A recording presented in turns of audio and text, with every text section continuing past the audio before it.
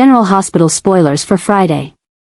July 4th teased that the revelation of the true identity behind the arson at Charlie's pub has sent an irreversible shockwave through Port Charles, one so seismic that it has obliterated the last remnant of calm and rationality in a city already teetering on the edge. What had initially been framed as a senseless act of violence, perhaps a mob-related warning, or the result of some anonymous vendetta, has now evolved into something far more sinister, targeted, and deeply personal. The fire, which nearly claimed Christina's life and decimated the establishment that had come to symbolize her independence and strength, was no random attack. It was a deliberate act carried out by someone with intimate knowledge of the Corinthos family's vulnerabilities.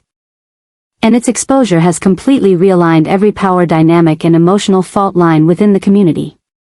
Sonny Corinthos, long known as the master of emotional suppression and calculated power, has descended into a state of obsessive rage unlike anything his closest confidants have ever seen. The man who once prided himself on being 5 steps ahead of every enemy has now become singularly consumed by revenge. What started as an attempt to seek justice for his daughter has morphed into an all-consuming fixation that is slowly unraveling his grip on reality. Sonny is no longer interested in the law, in reason, or even in strategy. All that matters to him now is destruction, absolute, complete, and unapologetic destruction of the person who dared to hurt Christina. This is not the first time Sonny has teetered on the edge, but this time, the stakes are different. This time, it isn't just about his empire or his enemies, it's about blood. It's about a father pushed beyond the boundaries of grief into the raw, primal territory of vengeance. The newly uncovered identity of the arsonist, a name that once held trust, or at least neutrality, has detonated any illusion of control. Now, Sonny moves through Port Charles like a storm no one can predict or contain. His footsteps are heavier, his voice lower, his silence more dangerous. Every ally he once relied on now walks on eggshells, unsure whether they're speaking to the man they once followed or a ghost forged from fury. Michael has tried to reason with him, but to no avail. The son who once idolized his father now watches from a distance, helpless as Sonny sinks deeper into obsession. Even Carly, whose history with Sonny spans decades of chaos and reconciliation, can feel the difference. This isn't like before. This isn't just another war. This is personal, and that makes it so much more dangerous. Dante, caught between his role as a cop and his loyalty as a son, is haunted by the transformation happening before his eyes. He sees Sonny skipping protocols, ignoring counsel, bypassing safeguards that once protected everyone. And as Sonny begins to amass resources, strengthen alliances with old underworld contacts, and even consider preemptive strikes, Dante knows the man he's following is no longer making decisions as a father or a don, but as a wounded predator.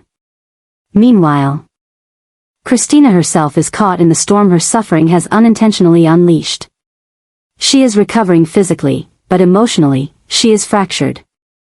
The fire didn't just scar her body. It carved fear and uncertainty into her soul. Every time she closes her eyes, she sees the flames. She hears the screams. She feels the heat. And now, with the knowledge that the attack was meant to kill her, and not merely scare Sonny, she questions everything, her safety, her identity, even her father's love. Because while Sonny's rage is aimed at vengeance, it has also made Christina feel like an object of obsession rather than a daughter to be protected. His overwhelming need for revenge has begun to overshadow the reality of her trauma, and in private, she wonders whether she's lost more than her business in that fire. Maybe she's lost her father too. And then there's the community. The ripple effect of the truth cannot be understated. The fire was not just a spark, it was a symbol. And now that its origin has been traced, Port Charles is unraveling. The police are under fire for failing to prevent the attack. The press has pounced, spinning wild theories about mob wars and old vendettas resurfacing. Underground figures are stirring. Rivals sense weakness in Sonny's psychological unraveling, while former allies begin to wonder whether his obsession might cost them their own safety. Ava, Nina, and others close to Sonny are quietly distancing themselves. Not because they don't care, but because they fear being caught in the inevitable explosion. Jason, too, has felt the pull of the madness. Though his exterior remains calm, the revelation has forced him into a dark place. His instinct is to act, to move silently, surgically, and without mercy. But even he can sense that Sonny is no longer acting from logic. There's a chaos building inside Sonny that Jason can't anticipate, and it terrifies him. For all his years by Sonny's side, Jason has never seen this level of emotional volatility. And if Sonny continues down this path, Jason knows he may have to do the unthinkable, not to protect Sonny, but to protect everyone else from him. This is not just a turning point in Sonny's personal story, it is a tectonic shift in the moral structure of Port Charles. The fire at Charlie's pub, once seen as a singular act of cowardice, has become the catalyst for a psychological and societal reckoning. The exposure of the arsonist's identity has shown that the enemy is not always in the shadows, it can live among them.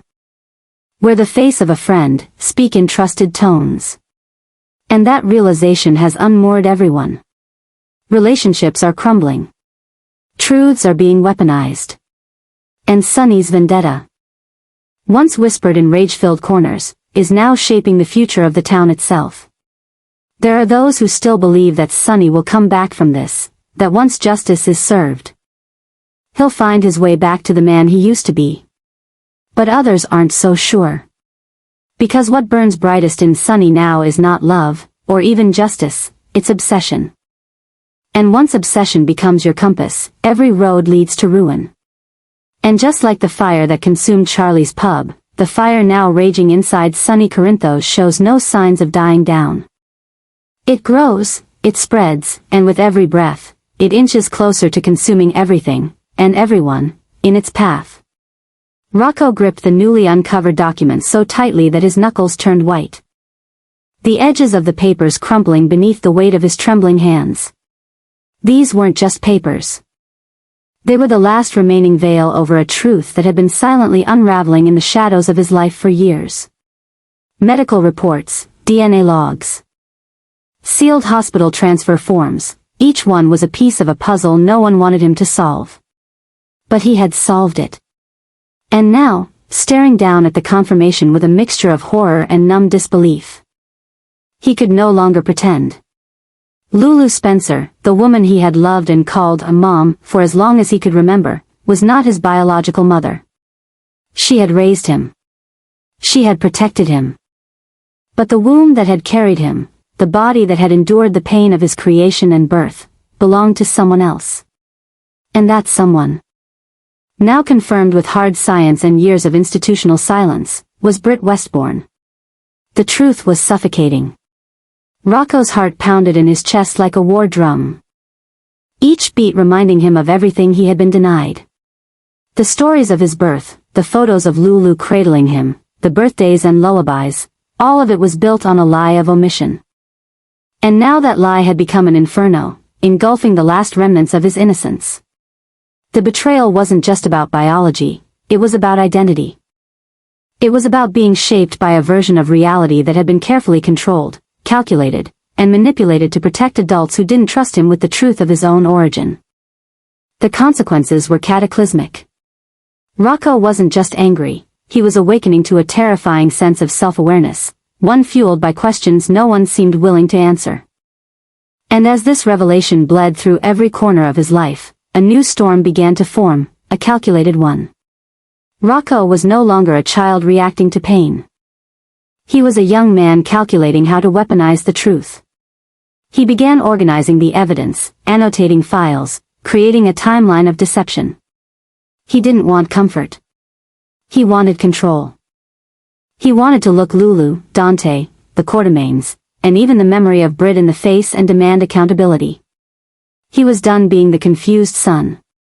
He was becoming the investigator, the strategist, the judge of his own life. The obsession grew day by day. He spent nights studying old court records, hospital logs from Britt's time at GH, the timeline of when she disappeared, and the gap between Rocco's birth and the moment Lulu found him. Every detail mattered now. Every omission was a crime in his eyes. The emotional weight of the discovery didn't just reside in Rocco's heart, it radiated through the entire town. Lulu, sensing something had shifted, tried desperately to reach him. She left voice messages, knocked on doors, cried into voicemails, but Rocco remained silent. He refused to respond, refusing her access to his thoughts, his life, his wounds. And the silence was louder than any confrontation. Lulu's world, already fragile from the years she had lost in a coma, began to collapse in slow motion. The guilt crushed her. But what truly broke her was the realization that Rocco now saw her not as a mother, but as an accomplice to a deception that had stolen his right to the truth. And then there was Dante, caught in a spiral of his own. As a detective, he had always prided himself on truth and transparency. But as a father, he had failed spectacularly. He had allowed secrets to fester, had chosen peace over honesty, and now watched his son disintegrate under the weight of facts he had every right to know. Dante tried to explain. He tried to say that Britt had stolen the embryo, that he and Lulu had fought to bring Rocco home. But none of that mattered to Rocco now. In his eyes, Dante hadn't protected him, he had imprisoned him in a lie. This discovery didn't just damage family dynamics, it rewired them. Rocco no longer felt safe with the people who raised him. He began to spend more time with Gio, the only person he now felt connected to by both blood and truth. Gio, already dealing with his own complicated identity as Dante's secret son, now became Rocco's anchor. Together, the brothers forged a quiet, intense alliance, two young men born in deception, now rising from its ashes with clarity and resolve. And as they spent more time together, away from the chaos of the adults who had failed them, they began to draft plans, not for revenge, but for independence. For freedom from the shadows of those who thought they could rewrite their truths. Rocco's obsession deepened. He began recording every interaction with Lulu. He compiled a dossier on Britt's medical practices, her connections to Liesel Albrecht, and even the hidden legal ties between GH and the fertility programs that had enabled the theft of embryos. He spoke in cold tones. He no longer addressed Lulu with warmth. Every conversation was a chess match. Every moment with Dante was stiff and transactional. He refused hugs, declined dinners, and built emotional walls thicker than concrete. And while Lulu and Dante watched helplessly, their son was transforming, becoming someone they no longer recognized. Yet someone they had created through their own silence. But the most haunting part was not just Rocco's rage, it was his detachment. He no longer cried. He no longer pleaded for answers. He simply observed, documented, and moved with the quiet determination of someone preparing for something bigger. And in that stillness, in that eerie calm, lay the most terrifying truth of all. Rocco wasn't just broken. He was evolving. The town of Port Charles, always on edge from scandal and revelation, now buzzed with whispers about the falconry fallout. Everyone knew something had happened. Everyone saw the change in Rocco's eyes. But no one could predict what he would do next. Because the boy who had once clung to his mother's hand was now clutching evidence that could destroy reputations, unravel family legacies, and shatter the illusion of truth that so many had worked so hard to protect. Rocco had found his voice. And it wasn't loud. It wasn't hysterical. It was calm, precise, methodical. And with every move he made, he was sending a message: you don't get to decide who I am anymore. The truth belongs to me now. And I will not let you bury it again. Because once the lie of a lifetime is exposed, it becomes an obsession, and Rocco Falconeri was now consumed by it. Josslyn had always believed she knew where she stood in the moral chaos of Port Charles, loyal to her family, protective of those she loved, and forever determined to carve out her own identity away from the blood-soaked legacy of Sonny Corinthos.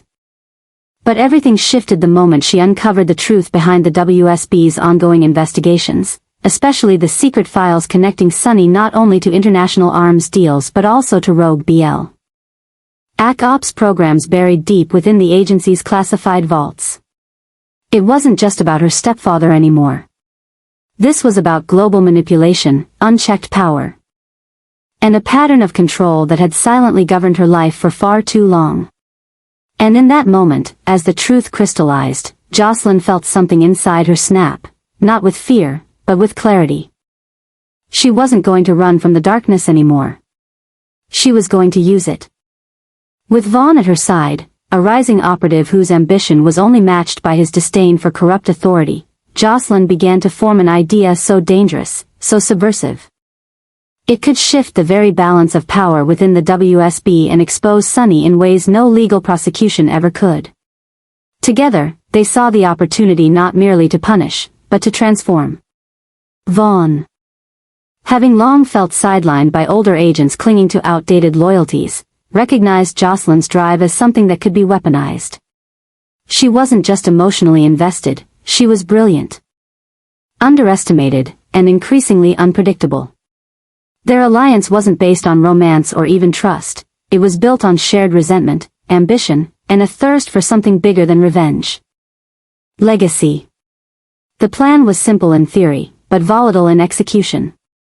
Josslyn and Vaughn would leak carefully selected intel, emails, ghost transactions, encrypted communications, into WSB internal networks under the guise of whistleblowing. But their true goal wasn't exposure, it was power. By turning Sonny into a liability too dangerous to protect, they would force the agency to reevaluate its inner circle. And in that vacuum, they would rise. They wanted influence, authority, and a seat at the table where decisions were made. Not merely inherited. But in pursuing this mission, Josslyn began walking a fine line between justice and obsession. Every move she made tightened the noose around Sonny. And every step deeper into the shadows brought her further away from the moral compass that had once defined her. What made the shift even more shocking was how calculated Josslyn had become. She no longer spoke of Sonny with open hatred or emotional tremors. Instead, she analyzed him, his patterns, his routines, his vulnerabilities, with the cold precision of someone who had already decided his fate. Vaughn watched with admiration, and perhaps a hint of fear. As the girl who had once cried over broken trust evolved into a strategist capable of rewriting the rules of engagement. This wasn't about family anymore. This was about redefining who held the power in Port Charles, and far beyond. Christina sensed the shift first, noticing Josslyn's cold glances, her cryptic absences. The way she seemed always a few steps ahead of any question. Carly, too, began to worry, realizing too late that the daughter she tried to shield from Sonny's world had instead mastered it. Even Dex, who had once fought to protect Josslyn from the mob life, was now kept at arm's length, irrelevant to the larger game being played. The lines were blurring fast. And Josslyn no longer seemed interested in who got hurt along the way. And Sonny, who had faced enemies with guns, bombs, and betrayal, now faced a threat unlike any he'd ever known. His own stepdaughter, armed with intelligence, fury, and a deep understanding of everything he had taught her about power. The most dangerous enemy is the one who knows where you're weakest.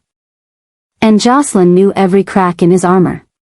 Vaughn had warned her that once they began, there would be no turning back. She didn't flinch. "I don't want to turn back," she said. "I want to finish what he started, but on my terms." The WSB itself began to stir as rumors of an internal mole spread through headquarters.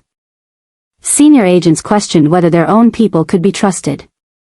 Vaughn and Josslyn remained undetected, masked by layers of digital misdirection and psychological manipulation. But the pressure was mounting. One wrong move could expose them both, not just to Sonny's wrath, but to the WSB's lethal disciplinary methods. Still, neither backed down. They had already seen too much, sacrificed too much. And the idea of walking away, of letting Sonny continue unchecked, was now unbearable. As the campaign intensified, Josslyn's nights became restless. She dreamed not of blood, but of silence, of the moment Sonny's name would no longer control the room, when the Corinthos shadow would finally vanish from her life. But dreams, she knew, were fragile.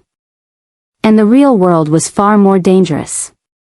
Every action she took, every file she touched, brought her closer to the brink. The plan was working, but the cost was rising. What began as a reaction to pain had now become a revolution. Josslyn was no longer trying to escape the legacy of Sonny Corinthos. She was determined to dismantle it. And with Vaughn, she had found both a weapon and a mirror, a reflection of everything she might become if she let herself slip too far. The line between justice and ambition had already blurred. And as Port Charles braced for the next wave of fallout, one truth remained unshakable: Josslyn was no longer a bystander. She was the storm. And Sonny, for the first time in his life, didn't see it coming. Sasha sat in the darkened chapel of General Hospital, her fingers trembling as they clutched the edge of the pew, eyes staring blankly ahead yet seeing everything, the memories, the mistakes, the ghosts that had never truly left her. There was something closing in around her now, something unseen but suffocating, like the return of a nightmare she had fought so hard to bury. Ever since the attack at Charlie's pub and the chaos that followed, Sasha had felt the dread creeping back into her chest, not just fear, but a deep, relentless paranoia that someone or something was watching, waiting, hunting. The shadows were too loud. The silence was too heavy. And she no longer knew what was real. This wasn't the kind of fear she had known before. This was different. It wasn't grief or trauma, it was an obsession tightening its grip around her life, invading her thoughts. Whispering threats she couldn't explain. There were signs, anonymous text messages, photos of her with Daisy at the park that she hadn't taken. A strange figure standing outside her apartment building at 3 a.m., disappearing before security could investigate. The faces she passed at the hospital, once familiar and kind, now felt sharp-edged. Suspicious. She started questioning every glance, every nurse who paused too long in her room, every stranger who looked her way. And through it all, one name haunted her with growing intensity: Drew. She didn't have proof, not yet, but in her heart, she knew this wasn't a coincidence. Not after everything Drew had done, not after the games he played with Willow. Not after how he tried to manipulate the public perception of her breakdown. Someone was trying to push her over the edge again, to recreate the mental spiral that nearly destroyed her once before. And the more she resisted, the more erratic the attacks became, always subtle, always deniable, but perfectly timed to make her question her sanity. This wasn't just psychological warfare, it was personal. And Sasha knew she was running out of time. Desperate, unsteady, and increasingly isolated. Sasha found herself doing something she never thought she would, reaching out to Jason Morgan. Jason had always been a distant figure in her life. Someone who loomed in the background as a protector to others, a shadow of controlled violence and calculated mercy. But now, she needed that shadow. She needed that silence, that ruthlessness. That unspoken vow that if he took your side, you were safe. Jason was the one person in Port Charles who wouldn't judge her, wouldn't talk down to her. Wouldn't dismiss her fear as trauma-induced paranoia. He would believe her. He had to. When she found him outside the gym, alone, focused, silent as always, she could barely get the words out. "Please," she whispered, the tremor in her voice betraying the strength she had tried to maintain. "I think someone's trying to break me again. And I don't know who I can trust anymore." Jason didn't speak at first. He studied her face, the hollowed eyes, the fatigue, the tightly clenched hands. He had seen that look before. In Carly. In Sam. In himself. And he knew that Sasha wasn't imagining things. Someone was coming for her. Someone dangerous. Sasha didn't need to explain every detail. Jason already knew the signs. And in her desperation, he saw something terrifying. She wasn't just scared for herself. She was scared for Daisy. Every instinct she had was to protect her daughter from a threat she couldn't yet name. That made her vulnerable, yes, but it also made her more dangerous than ever before. A mother pushed too far. A survivor circling the edge. From that moment, something shifted in Sasha. She stopped waiting for the next threat. With Jason quietly taking steps behind the scenes, tracking devices, security reroutes, encrypted phone lines. She felt a flicker of control returning. But even with him watching over her, the anxiety didn't fade.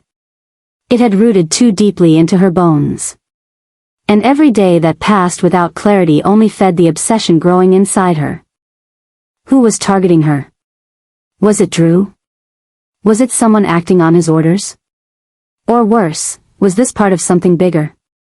Jason warned her that stepping into the shadows to fight back would come with a price. That once they uncovered who was behind the attacks, the truth might be more horrifying than the fear. But Sasha didn't care. She had already lost so much, her child, her marriage, her dignity. She would not lose her mind again. And she would not let Daisy grow up watching her mother unravel. The fear that once paralyzed her was now becoming a weapon. And with Jason at her side, Sasha was no longer the woman who needed saving. She was the one preparing for war. Port Charles hadn't seen the last of Sasha Gilmore. It had only seen the beginning.